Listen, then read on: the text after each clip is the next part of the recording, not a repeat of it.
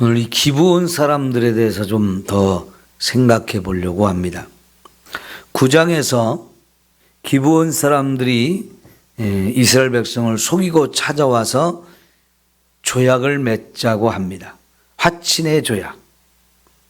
왜냐하면 이들은 이스라엘 백성과 싸웠다가는 자기들이 죽을 걸 알았습니다. 이스라엘 백성이 강해서가 아니라 그 이스라엘 백성이 믿는 하나님이 너무나 어마어마한 분이라는 걸 그들이 소문을 들으면서 우리가 하나님 앞에 싸울 수는 없다. 차라리 우리는 그 하나님을 믿자 이러면서 이스라엘 백성을 속이고 찾아와서 화친의 조약을 맺게 됩니다. 그러니까 이 기브온 사람들은 가나안에 사는 7 족속 중에 하나예요. 그러면 하나님께서는 이 가나안 땅에 사는 7 족속은 다 진멸시켜라 그랬어요. 죽여야 된다는 거예요. 이 기브온 사람들 죽어 마땅한 사람입니다. 죄인이기 때문에요. 죽어 마땅한 죄인인데 이들도 살 길을 찾는 겁니다. 하나님과 맞서 싸워 이길 수는 없고 이스라엘 백성들을 속여서라도 살 길을 찾자. 그래서 이렇게 이제 화친의 조약을 맺게 된 거거든요. 근데 이제 여호수아와 이스라엘 백성이 3일이 지난 후에 깨달은 게 뭐였냐면 이 사람들이 먼 곳에 사는 사람들이 아니고 아주 가까이 기브온이라는 곳에 살고 있다는 사실을 깨닫게 돼가지고 속은 걸 그때 알게 되죠. 왜 이렇게 우리를 속였느냐 화를 내니까 사실은 우리가 살고 싶어서 그런 거다. 응? 우리 좀 살려달라. 죽이지 말고 살려달라. 그래가지고 이미 조약을 맺었고 그래서 죽일 수가 없는 거죠. 여러분 이 조약을 맺는다는 거 언약을 체결한다는 건데 이거는 목숨을 걸고 지켜야 되는 일이라고 그랬잖아요. 특별히 이스라엘 백성들은 사람과 사람이 언약을 맺는 것도 하나님의 이름으로 맺는 겁니다. 우리는 그런 생각이 없지만 이스라엘 백성들은 그 언약이 하나님 앞에서 하나님의 이름으로 맺는 것이기 때문에 만약 그 언약을 지키지 않는다 그러면 하나님의 이름을 모독하는 일이 되어지기 때문에 너무나 큰 죄가 되는 거예요. 그래서 한번 언약을 체결하면 그거는 반드시 지켜야 돼요. 세월이 많이 지나도 지켜야 되는 겁니다. 그래서 이제 그들을 이제 언약을 맺기는 맺었고 또 죽일 수는 없고 그 대신 이제 이 기브온 사람들은 이스라엘 백성과 함께 사는데 이스라엘 백성들이 이제 하나님을 믿는데 그 하나님 앞에서 하나님의 성전에서 물을 기러 오고 나무를 패서 그 성전의 땔감을 제공하는 일을 하게 합니다. 이거는 누가 하는 거예요? 종들이 하는 일입니다.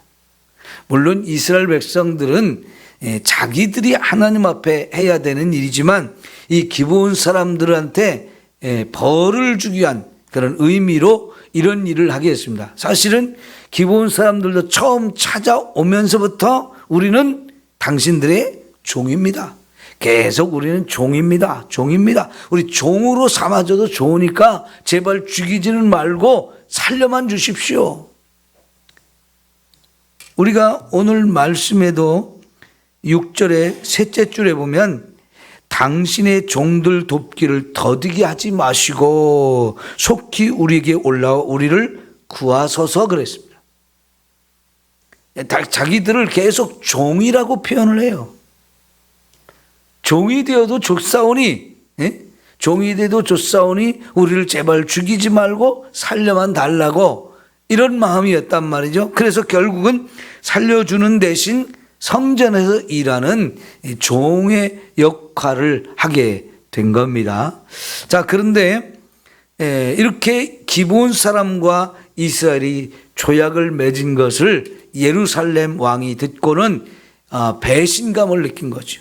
이 가나안 땅에 사는 7족속이 다 서로 동맹을 맺으면서 우리 맞서 싸우는데 힘을 합해서 이스라엘하고 싸우자, 이렇게 이미 동맹을 맺었는데 기브온은 거기에 참여하지 않은 거예요. 그래가지고 이놈들은 우리가 죽이자 해가지고 이제 예루살렘 왕과 나머지 그 남부 지역의 5 왕들이 같이 동맹을 맺고 이제 기브온 먼저 치자, 이렇게 해서 기브온을 공격해 왔는데, 기브온 사람들이, 그 많은 사람들 자기들이 대적할 만한 힘이 없잖아요. 이제 큰 위기를 느끼게 되면서 이스라엘에 연락을 해가지고 우리 좀 도와달라고, 우리 좀 살려달라고 이렇게 요청을 했어요. 그 말을 들은 여호수아와 이스라엘 군대가 이 길갈에서부터 요 기브온까지 한숨에 달려가게 됩니다. 9절에 보면 여호수아가 길갈에서 밤새도록 올라가 갑자기 그들에게 이르렀다. 길갈에서 머물러 있던 여호수아 이스라엘 군대가요, 이 기브온 사람들이 와서 우리를 살려달라고 하는 이 전가를 받자마자 밤에, 그 밤인데도 불구하고 그렇게 기브온 사람들을 살리기 위해서 출격을 했다는 얘기입니다. 왜 이렇게 기브온 사람들을 살리는데 열심을 내는가요? 조약을 맺었기 때문에 그렇습니다. 살려주겠다는 이 조약을 맺었기 때문에 이미 우리 편이 되었고 우리의 보호 아래 들어왔고 하나님을 믿는 사람들이 된 겁니다. 여러분, 비록 이 사람들이 종살이를 한다 할지라도 우리가 당신들이 믿는 하나님을 믿고 당신들처럼 하나님 앞에서 믿음으로 살겠다, 이렇게 들어온 겁니다. 그렇기 때문에 이들을 형제로 생각하고 함께 살아야 되는, 우리가 책임져야 되는 사람들이라 생각하니까 이렇게 그들을 구원하기 위해서 밤이 되지만 급히 올라가는 겁니다. 여러분, 이게 구약에서 보면 이건 구원입니다. 구원. 출애굽을 할 때 애굽에 유대인들만 거기서 종살이를 한 게 아니고 종살이를 하고 있던 다른 나라, 다른 민족들도 있었어요. 그들이 민족적으로 종살이를 하는 건 유대인이 아마 유일했겠지만은 애굽 사람들이 워낙 강한 나라이고 잘 사는 나라이다 보니까 그 주변에서 종살이라도 해서 살겠다, 혹은 잡아와서 종살이를 시키는 잡족들이 참 많았던 거지. 그런 잡족들 중에서도 이스라엘이 거기서 이제 해방되어서 나올 때에 우리도 이스라엘을 믿는 하나님, 애굽의 그 10가지 재앙을 내리시고 이스라엘을 구원하시는 하나님 우리도 믿자 해가지고 이스라엘을 따라 나온 많은 잡족들이 있었다 그랬습니다. 그런데요, 하나님께서는 그들이 이스라엘을 따라 나와서 함께 거하는 거, 그거를 받아주신 거죠.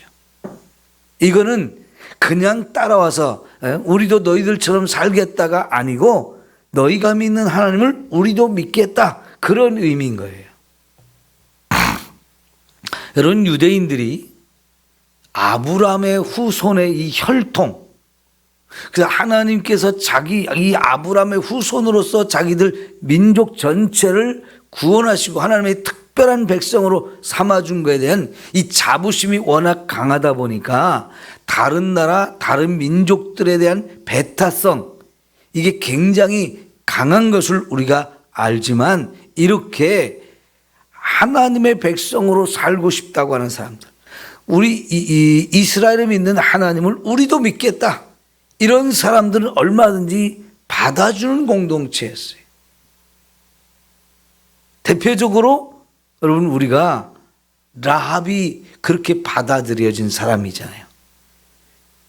이 여리고 성에 살고 있던 기생 라합, 이 사람도 결국은 너희가 믿는 하나님 나도 믿고 싶다, 내가 이 가나안 땅에 사는 사람이지만은, 그리고 기생으로 살아온 사람이지만 나도 살려달라. 그래서 이제 이 사람이 하나님 이스라엘 민족에게 들어왔고, 그래서 그가 이제 구원을 받은 사람이 된 거죠. 그러니까 기브온은 라합과 똑같은 사람인데, 이건 한 민족 전체, 한 국가 전체가 그냥 집단적으로 들어온 것이 되고, 라합은 자기 가족이 들어온 거죠. 이게 똑같은 의미라고 보시면 되는 거예요. 그러니까 이 사람들이 지금 죽을 위기에 처했다는 얘기를 듣자 여호수아와 이스라엘 백성들은 살려야 된다. 이렇게 해서 결국은 이제 기브온 사람들을 살리기 위해서 전쟁이 일어났고, 나머지 이제 기브온을 치러 왔던 사람들은 이제 하나님께서 다 죽이는 상황이 되어졌잖아요. 자, 이렇게 해서 이 기브온 사람들이 구원을 받아요. 그런데 오늘 한 번 더 찾아보고자 했던 것은 뭐냐면 사무엘하 21장이에요. 한번 가봅시다. 사무엘하 21장.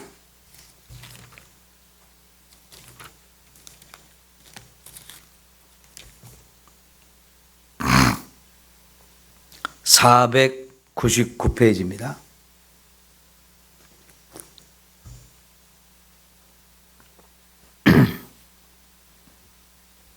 (499페이지) 21장 잠깐만 볼게요. 다윗의 시대에 해를 거듭하여 3년 기근이 있으므로 다윗이 여호와 앞에 간구하매 여호와께서 이르시되 이는 사울과 피를 흘린 그의 집으로 말미암음이니 그가 기브온 사람을 죽였음이니라 하시니라. 기브온 사람은 이스라엘 족속이 아니요 그들은 아모리 사람 중에서 남은 자라. 이스라엘 족속들이 전에 그들에게 맹세하였거늘 사울이 이스라엘과 유다 족속을 위하여 열심히 있으므로 그들을 죽이고자 하였더라. 이에 왕이 기브온 사람을 불러 그들에게 물으니라. 다윗이 그들에게 묻되 내가 너희를 위하여 어떻게 하랴? 내가 어떻게 속죄하여야 너희가 여호와의 기업을 위하여 복을 빌겠느냐? 자, 여러분 여기까지만 보겠는데요. 다윗이 왕이 되었을 때에 기한은 어느 시대인지는 정확하게 알 수 없지만은 아마 다윗이 헤브론에서 처음 왕이 돼가지고 7년 있다가 예루살렘으로 올라가서 이제 이스라엘 백성 전체 다스리는 왕이 되잖아요. 그리고 이제 처음에는 나라의 기틀을 잡기 위해서 많은 일들을 하게 됩니다. 그리고 나서 이제 나라가 굉장히 부강해졌는데요. 그러니까 나라가 막 왕성하게 일어날 때 다윗의 이제 예루살렘에서 왕이 된 얼마 안 돼 가지고 있었던 일인 것 같아요. 여기 사무엘하 21장부터 나머지 부분은 이제 다윗 시대의 부록과 같은 이야기거든요. 어느 시대인지는 정확하게 알지 못하지만 여기 특별한 사건을 기록한 거예요. 3년 동안 기근이 이렇게 왔으면요, 나라를 다스리는 왕으로서 이게 얼마나 큰 문제입니까? 그죠? 백성들이 사는 문제를 잘 살도록 해줘야 되는데 3년 동안 기근이라면 먹을 것이 3년 동안 없었다는 거잖아요. 그럼 엄청난 고통인 거예요. 그 왕으로서 책임감을 너무 크게 느낄 수밖에 없는 건데, 그래서 다윗이 하나님께 기도하는 거예요. 하나님, 도대체 이 기근의 원인이 뭡니까? 혹시라도 원인이 있다면 빨리 그걸 알게 해주셔서 그 문제를 해결해 주세요. 이렇게 기도를 했는데 하나님이 가르쳐 주셨어요. 사울 왕이 기브온 사람들을 많이 죽였다는 거죠. 그것 때문에 지금 하나님이 진노하셔서 비를 주지 않는다는 거예요. 여러분, 기브온 사람들 사울이 죽은 것 때문에 하나님이 진노하셨다. 이 얘기는요, 기브온 사람들이 비록 이스라엘 민족은 아니지만 그들이 하나님을 믿기 위해서 이스라엘 백성 가운데 들어온 사람이고 그들과 조약을 맺었고 그래서 살려줬단 말이죠.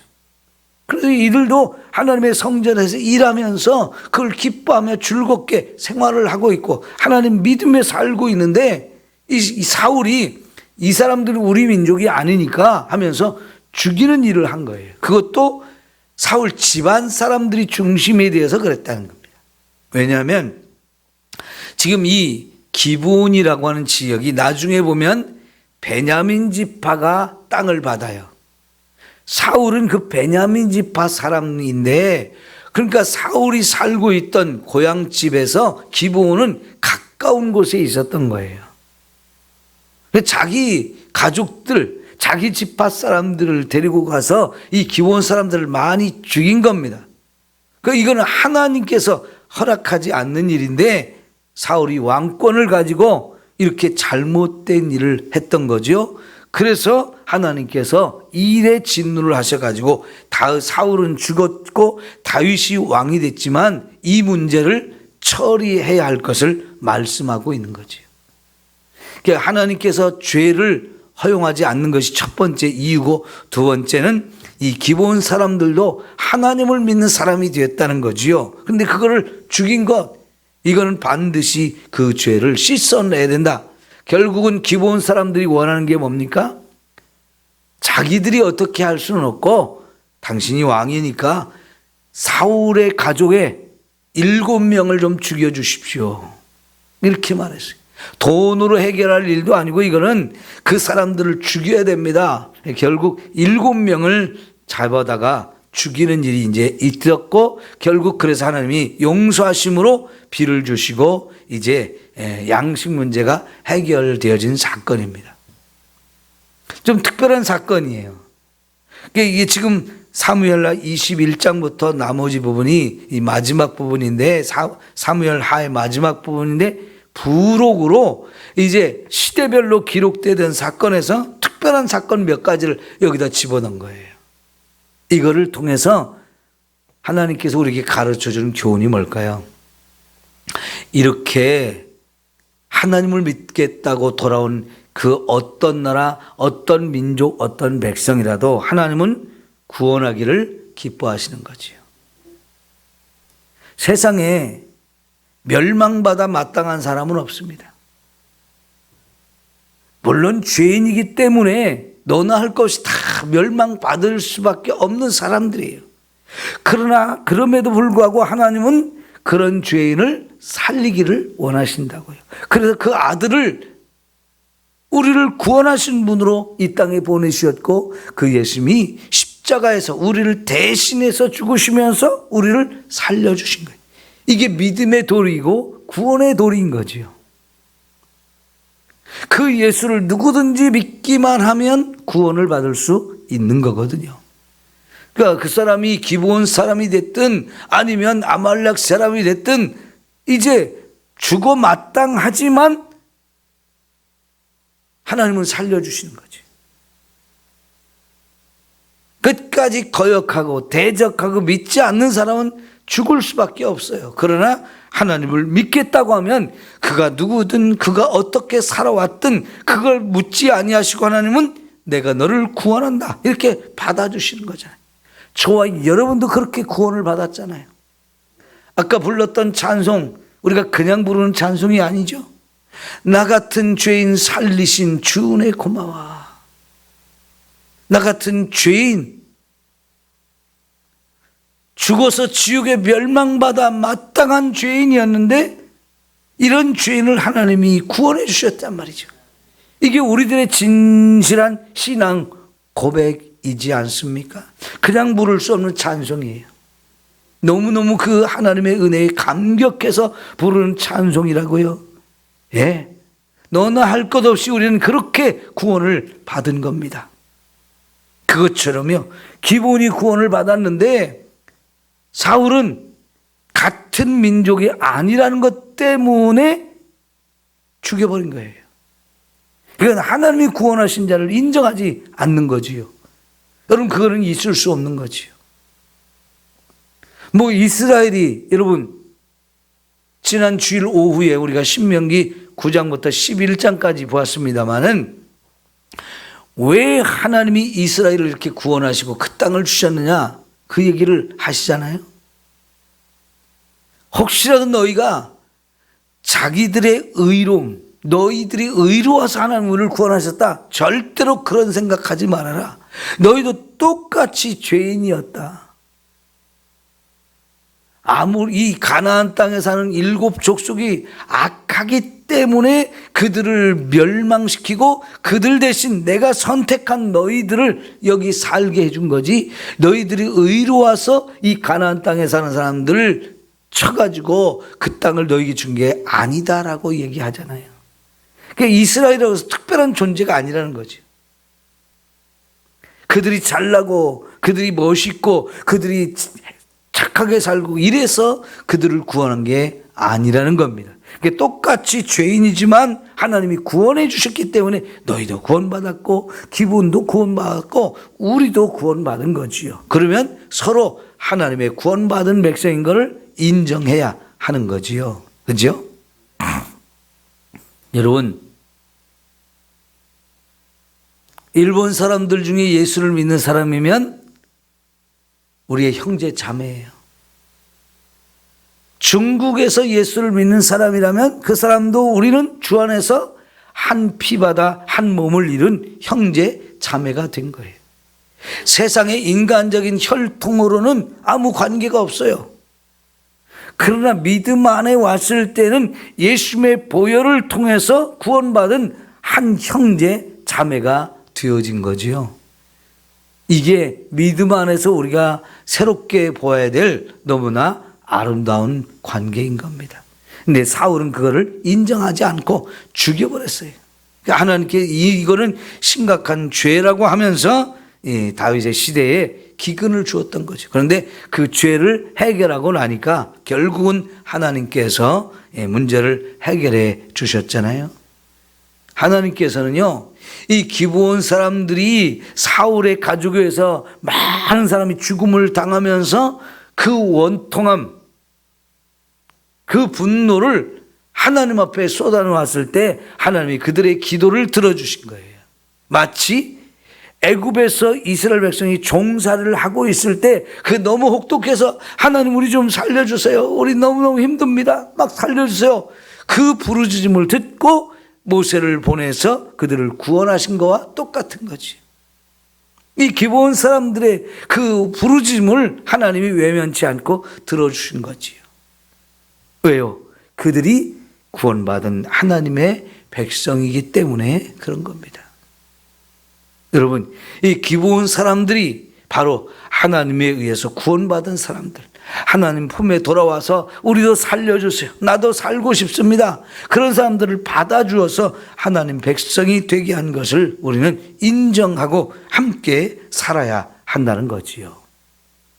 똑같은 은혜로 저와 여러분도 구원해 주셨고 이제 우리가 하나님의 자녀로 살게 됐다는 사실을 생각하면서 오늘 또 감사함으로 살아갈 수 있기를 축원합니다. 기도합시다.